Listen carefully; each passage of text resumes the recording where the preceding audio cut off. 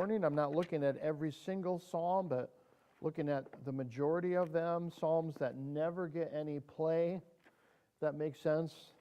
I mean, when's the last time you've heard a sermon on Psalm 11? I've never heard one.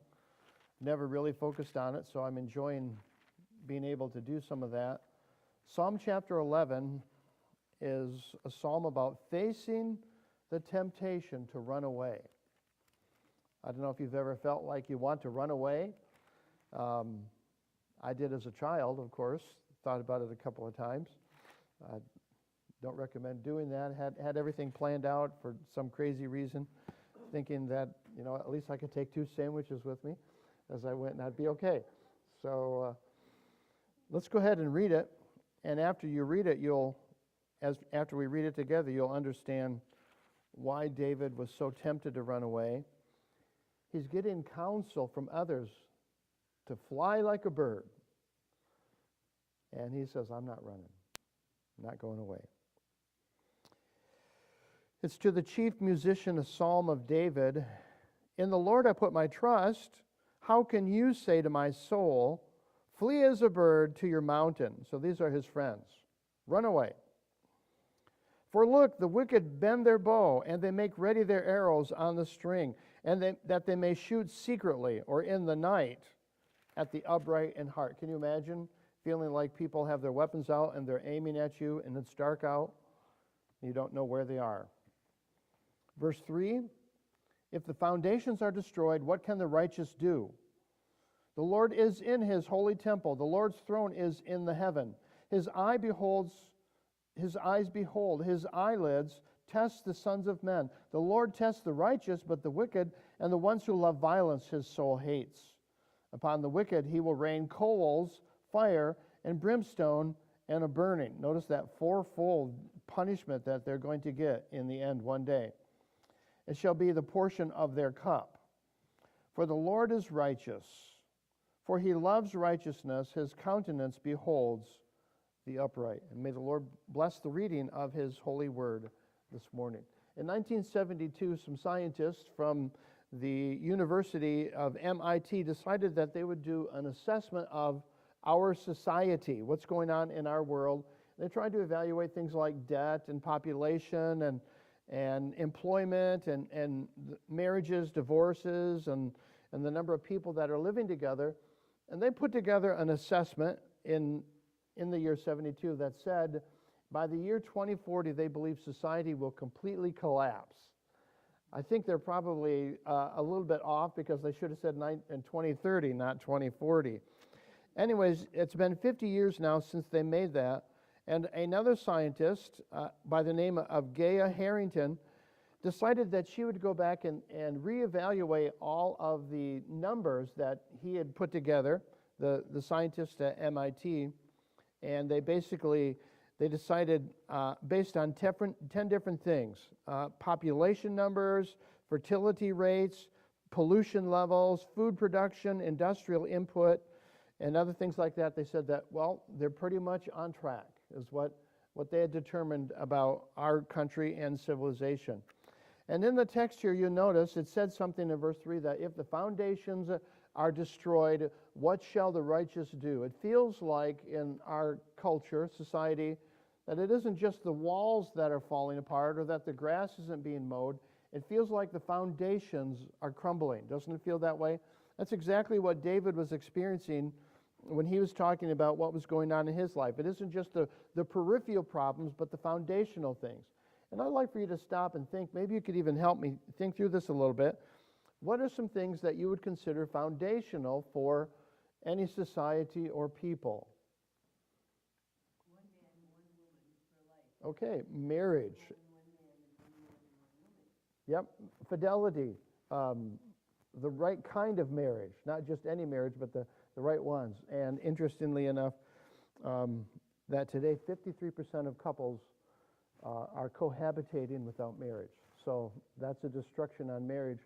Guess what the percentage of people who think it's all right to cohabitate is?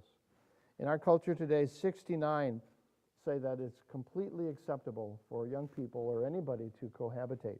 What else is another foundation that's probably being destroyed? Family, absolutely. Even beyond husbands and wives, children. 20%, 25% right now of all children that live in homes live in one-parent homes.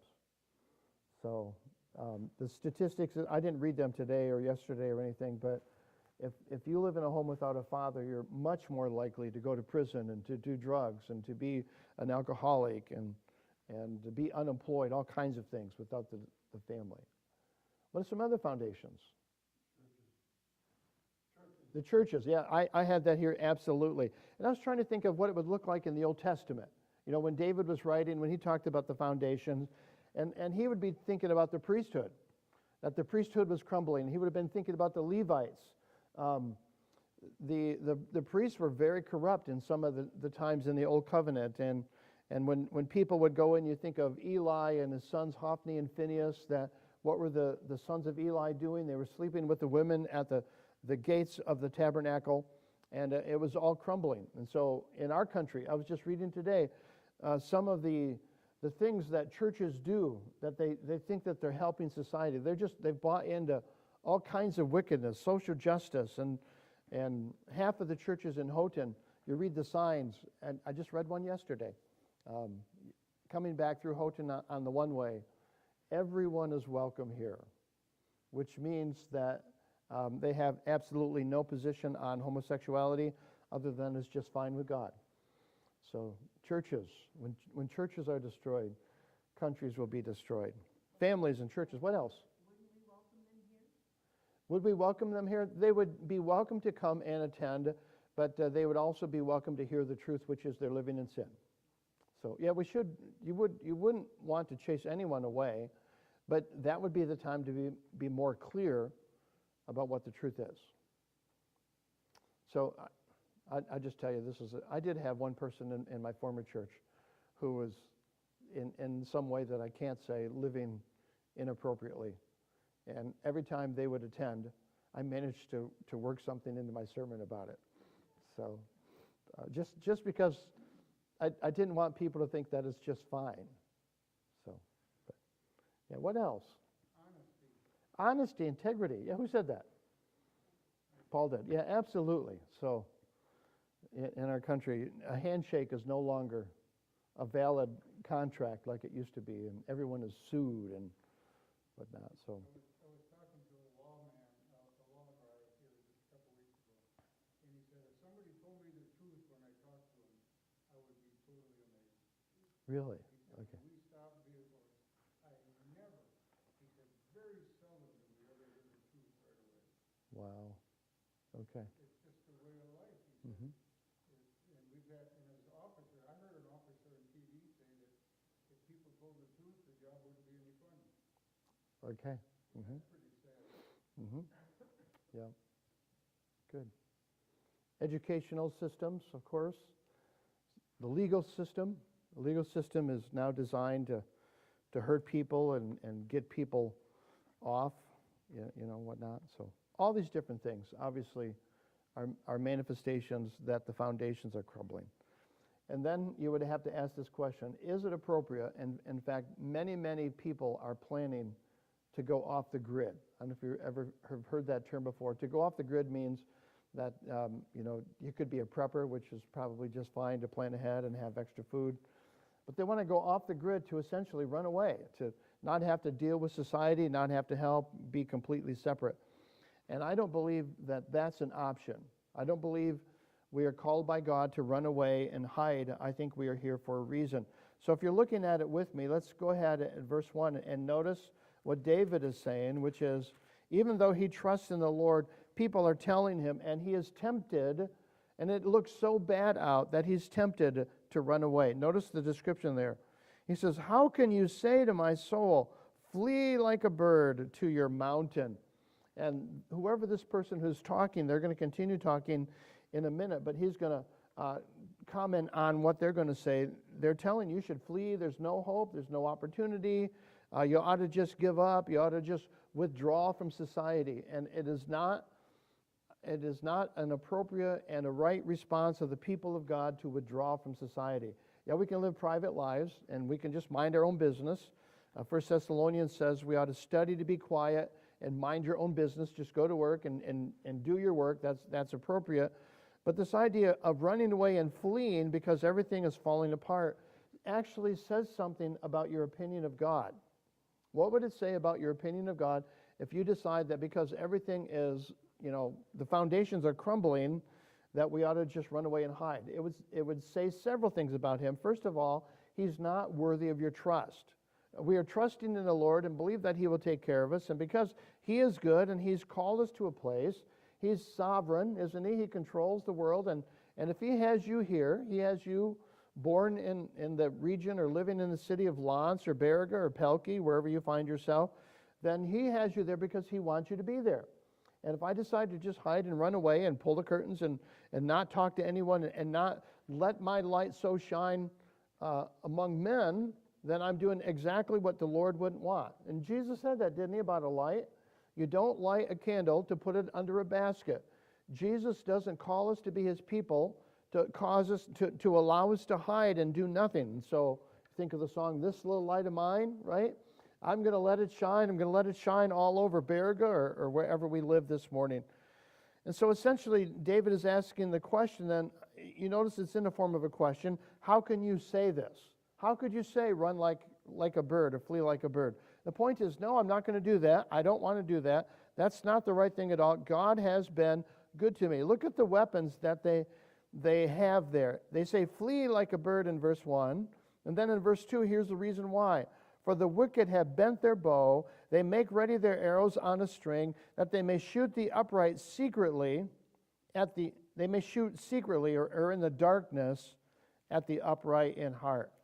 I was reading just this week in a publication that deals with persecution. And persecution is happening more and more in our country. Christians are being harassed and arrested and all kinds of things. But it isn't just in America, so don't think that, well, we're unique and different. It's happening all over the world. And in fact, starting last fall in the year late 2023, in the Middle East, Christians have been attacked in an enormous rate. And we certainly have a target on our backs because of who we are and because of who we love. And we might even feel this way. And you might be tempted to feel like the person who was speaking here to David, that someone is ready to shoot at us. Someone is lurking behind a tree. Someone is going to trip you up or attack you or destroy you. But what you need to do, and David doesn't say it here, but I think it's appropriate to remember that David had faced some huge obstacles in the past. What are some of the obstacles that David had faced? He says when he was going to fight Goliath, he had fought with a bear and a lion. And that's pretty impressive to be able to fight with a bear and a lion. And so he says, this Goliath man, he's going to be like one of them unto me. Think of how David faced his enemy Goliath. He should have run away from Goliath, right? If he had any sense to him. And maybe this is even some of what's bound up in this psalm here. That people would have said, you can't fight this man. Saul, the king, tried to convince David not to go and fight Goliath. His brothers tried to convince him not to fight Goliath. But David decided that he would fight him. For what reason? Because the victory was not dependent on his strength. It wasn't dependent on anything that he did, his prowess or his cleverness or the size of his forearms. His victory was dependent upon the Lord. And so whenever we listen to people who say that we ought to run and flee, like it says in verses 1 and 2 here, if we look at our enemies, if we look at the weapons, if we look at the situation, then yes, we would be tempted to run away. But we're supposed to look away from them and look to the Lord. Remember what the Lord said to Joshua. Joshua, be strong and of great courage, have great courage, because not that you're strong and not that you're better. You have better armies and you have better weapons. You have Tomahawk missiles and they have something else. No, because I am with you. And because the Lord is with us, then we don't need to be afraid. And so the temptation, when he says it looks so bad here, number one, I had to flee like a bird. Number two, their weapons are already drawn. And number three, the foundations are crumbling. And the temptation for David would be to say that there are these elements in society that really hold things up, and if they're gone, then there is no hope. And there is always hope for a people. There is always hope for society. All you have to do is go back and think of the ark when Noah was given the command by the Lord to build the ark and make room in it. Was there hope for the people on the outside? Noah preached to them. There was hope for them to return. Not that they did, but for 120 years, according to the New Testament text, he continued to preach. No one responded, but there was hope that they would come in. It's interesting. I want you to look at verse 3 again. It's a famous verse. He says, if the foundations are destroyed, what can the righteous do? And really, if we just answer that question as it is written, the answer is not much. I can't really do much on my own. There's not a lot that I can accomplish, but you will notice in verse 4 that the Lord is still on his throne, and so we'll move to that in just a second. The idea of foundations, I want to talk about that for just a minute. The word foundation comes from the idea of that which is put in place. And so to place something or to lower something or fix something, to set or to put or to affix something, these are the bedrock truths of society. And I think when we think about the foundations that we ought to focus on those, the bedrock truths. And just like you said, things like truth and church and faith and families and the raising of children, those are the things that we ought to be really dealing with. Again, in the Old Covenant with David, they had their share of bad priests. They had their share of priests who taught for money. My people live for themselves, and the priests love it so. Or in another place, the prophet said, like priests, like people. You think through that for just a second. It's an interesting phrase. The point is that as it goes with the priests and their hearts in the Old Testament, and priests, when we think of priests, we think they just cut meat and did sacrifices, right?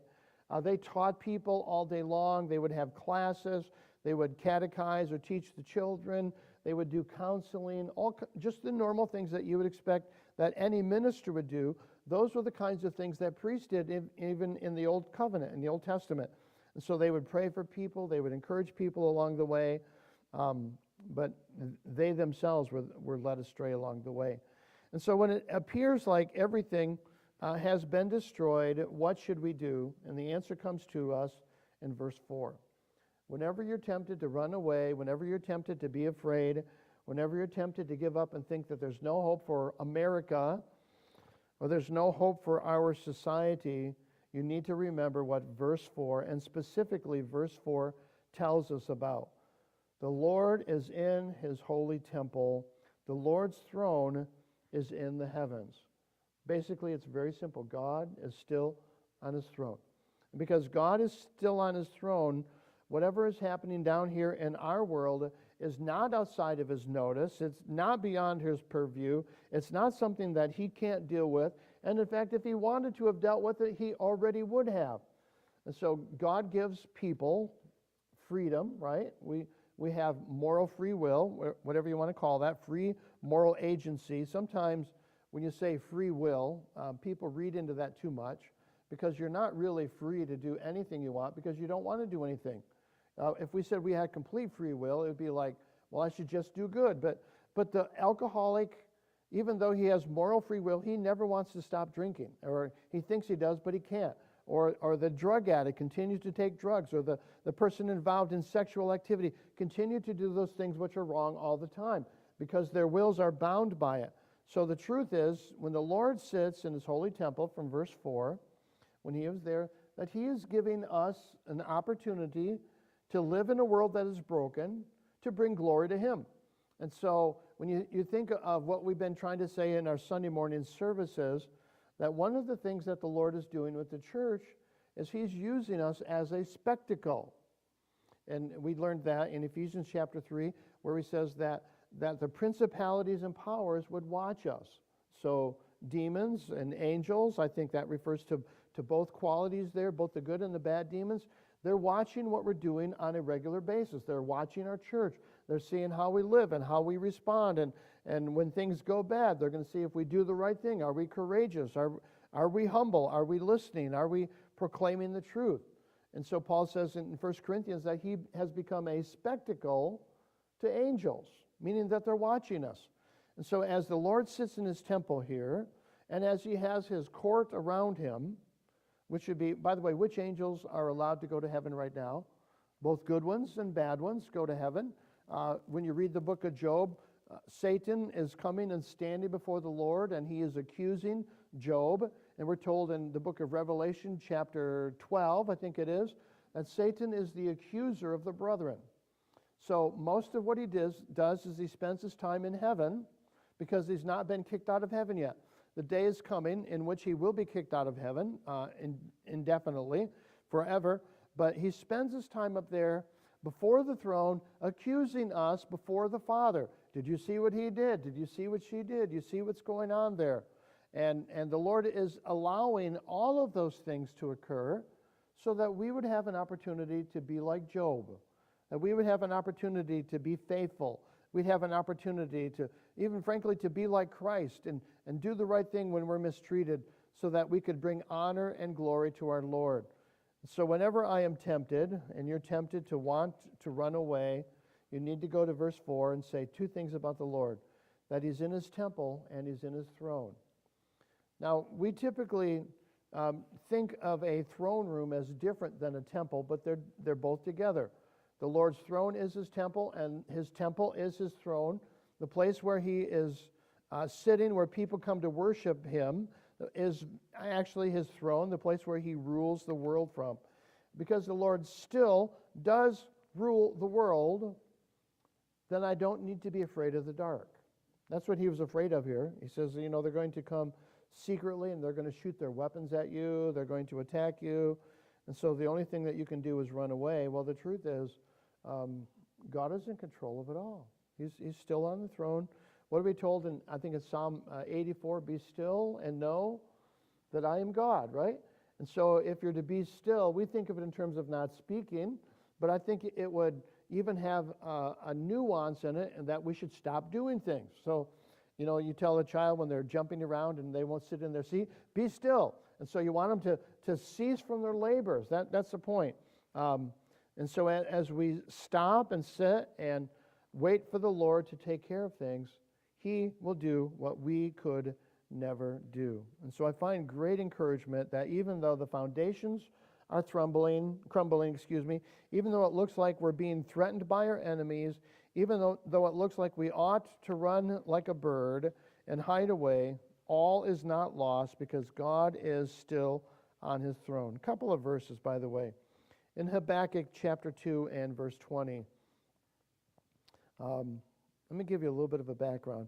Habakkuk is looking around and he is saying that everything is just terrible, that the Chaldeans are coming and they're ready to destroy. Just before that, the Assyrians came through and they carried away the 10 northern tribes in 722 BC. And so there's only the last two of the 12 tribes left. That would be Judah and Benjamin at the bottom of the nation. And it looks like there's no hope. And so Habakkuk, he gets up and he begins to complain to God. Lord, I thought you're in your holy temple. I thought things are always good. And the Lord tells him, I've got a plan and it's going to work out. And even though there are going to be some trials along the way, I'm going to discipline my people, and then I'm going to restore them. And he comes down to the end of it, and here's what he says about the Lord. But the Lord is in his holy temple. Let all the earth keep silence before him. He's still there. It's the same truth. It's always been true. No matter what I'm facing, if God is on his throne, and God is on his throne, then I don't need to be afraid. I want you to go with me to Psalm 46. I love this psalm, and we have talked about it in the past. And I want to read it and put it in context to you so that it makes sense. Psalm 46. I'm going to read down through it. There's not that many verses. Notice what it's talking about. God is our refuge and our strength, and he is a very present, that means very near. He is an immediate, right now, kind of help in the time of trouble. Therefore, we will not fear. Now, notice the things that he's going to describe that are going bad. Even though the earth be removed and the mountains be carried to the midst of the sea. So some kind of a terrible earthquake, and it seems like all of the land is just crumbling away, and we're going to get washed into the waters. Even though the mountains be carried into the midst of the sea, though its waters roar and are troubled, though the mountains shake with swelling. I don't know if you've ever lived through an earthquake. I've lived through a dozen probably when we lived in California for 5 years, and it is terrifying. It just, all of a sudden, your whole view of the world just changes when you realize this land where we're setting can begin to shake. Verse 4, there is a river whose streams shall make glad the city of God. What a strange and an odd verse after talking about water overrunning the world. So he talked about mountains falling into the sea. He talked about the earth crumbling and going away. He talked about roaring waters in verse 3. But all of a sudden his eyes turn away from that gaze in Psalm 46, verse 4, and he sees that there's this nice little brook, this beautiful place that even though my world is shaking and rocking and rolling, if you will, but there's a stream that just makes happy the city. There's a river whose streams shall make glad the city of God. What's he talking about? Well, as you read down through it, you're going to realize he's talking about heaven. The earth may be crumbling, it may be falling apart, but heaven is not panicked, and they're not crushed, and they're not afraid, and there is no lack of peace in heaven. And so when I go through trials and difficulties, I need to remember that that river is still flowing.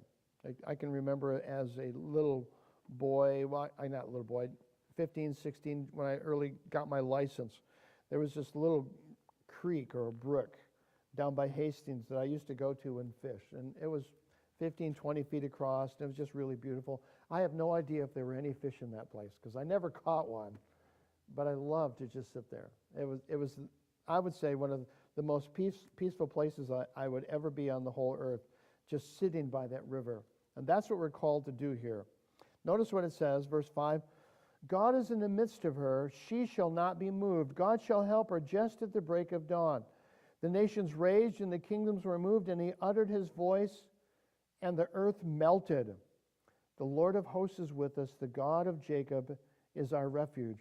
Come and behold the works of the Lord, who makes desolations on the earth. He makes wars to cease to the ends of the earth. He breaks the bow and cuts the spear. He burns the chariot in the fire. And then the verse that I referenced earlier, I did give you the wrong reference. Verse 10, be still and know that I am God. I will be exalted among the nations. I will be exalted on or in the earth. The Lord of hosts is with us. The God of Jacob is our refuge. So we don't need to be afraid, because whatever's happening in our world, we know that the Lord is with us. Look at some of the, I'm going back to chapter 11 for just a second. We'll finish this chapter out and try and make it clear for you. The fact that we don't need to be afraid and that the Lord is with us, and even when we're tempted to fly like a bird, we need to know something else about God. It's not just that he is here, it's what he sees. And throughout the rest of the chapter, what's going to play itself out is simply these three words. If you look at verse 4, Psalm 11, verse 4, it says, his eyes behold. And he's going to describe the things that he sees as he looks down through there. The idea that the Lord sees, that the Lord beholds, is so really, really, so very important. You might be just laying on your bed and you might feel alone, you might feel brokenhearted, you might feel afraid, you might feel discouraged. You might feel like your life didn't turn out necessarily the way you expected it. None of our lives really, frankly, do they? They'll turn out differently than we planned. Life is what happens to you when you follow your plans. It's always different than we expect. I need to know the Lord sees me. And there are so many verses that talk about the fact that the Lord sees. You ought to just stop and think, I'm here by myself and I don't know what to do, but I know that the Lord is watching. Psalm 33, 13 and 14. The Lord looks down from heaven. He sees all the sons of men. From the place of his dwelling he looks on the inhabitants of the Lord. Or in 2 Chronicles chapter 16, verse 9, one that you probably are even more familiar with. For the eyes of the Lord run to and fro throughout the whole earth to show himself strong on behalf of those whose heart is loyal to him.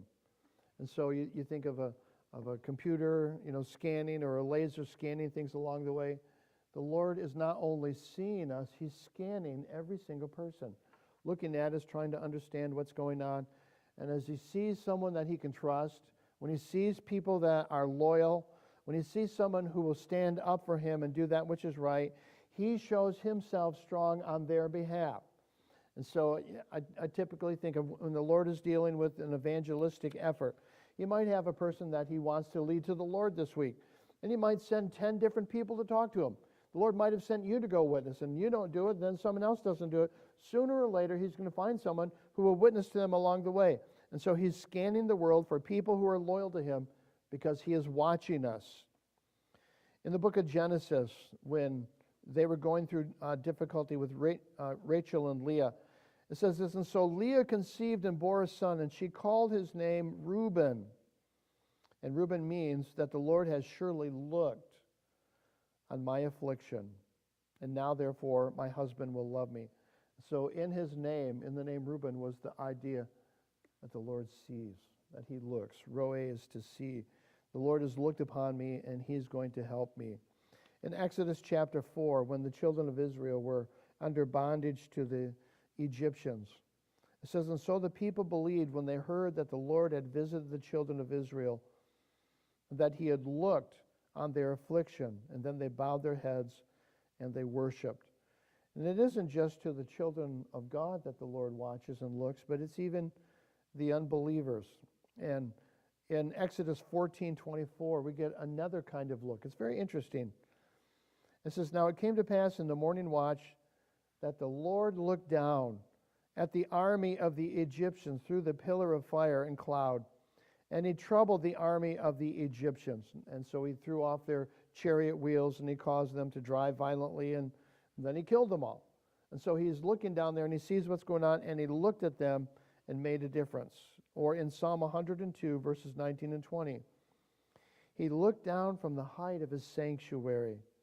From heaven the Lord viewed the earth, to hear the groanings of the prisoner, to release the appointed to death. Psalm 102, verses 19 and 20, which tells me that He sees those who are in pain. He sees those who are in difficulty, and He comes and He helps them, and He delivers them. And so when He sees, if you look down at verse 4, it says He sees, here's the emphasis again, His eyelids, test the sons of men, and He tests the righteous, and He judges the wicked. The Lord tests the righteous, but to the wicked and to the one who loves violence, His soul hates them. And so because the Lord is looking and observing, verse 6, what does it say will happen? Upon the wicked, He's going to do 4 things. He's going to rain coals, fire, and brimstone, and a burning wind. And so do I need to run away from these people? They're just one stone's throw away from death. They're on a banana peel right outside of the gates of hell, and they're going to go in. And so why in the world would I run away from them when the Lord sees me? I know that He sees me, and I know that He sees them, and I know that He's testing me. And because He's testing me, I want to do that which is right. I want to continue to trust in Him. Because He's testing them and observing them, I know that He's going to punish them. I don't need to be afraid. And the last thing that I can recognize is what He's going to do with those who are righteous. So I want to be righteous. So look at verse 7 in conclusion. For the Lord is righteous. In other words, if I'm being mistreated, and maybe I am, I could either take justice in my own hands. I could be vindictive. Holly and I just had this conversation before the service today, that it would be easy to be vindictive. We don't have the right to be vindictive, to strike back at people. The reason we don't is because the Lord is righteous, and He loves righteousness. He's looking for us to be righteous, and His countenance beholds the upright. Now that last phrase, it probably should be translated or could be translated in 2 different ways. It might mean that He beholds us, or it might mean that we behold Him in verse 7.